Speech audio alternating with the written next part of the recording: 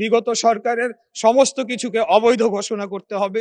যদি আমাকে যদি বলা হয় যে আমার ওই রায়টি অবৈধ ছিল, ধারায় আমাকে ব্যক্তিগতভাবে উদ্ধৃতি দিয়ে একটা অসত্য মন্তব্য করা হয়েছে, যার পরিপ্রেক্ষিতে আজকে আমি এখানে দাঁড়িয়েছি।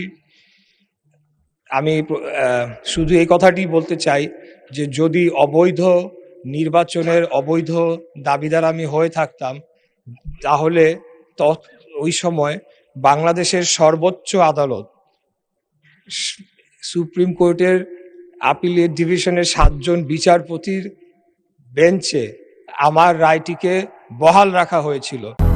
200-র বেশি সার্ভিস ও ফিচারে লেনদেনের সব বিকাশ অ্যাপে সম্ভব। যেই আদালতের রেফারেন্সের উপরে ভিত্তি করে বিগত অন্তর্বর্তীকালীন সরকার শপথ গ্রহণ করেছিল, সেই সরকারে আমাদের মাননীয় আজকে যিনি সংসদ সদস্য মন্তব্য করেছেন, তিনিও শপথ নিয়েছিলেন। তাহলে সব কিছু অবৈধ করে দিতে হবে, বিগত সরকারের সমস্ত কিছুকে অবৈধ ঘোষণা করতে হবে।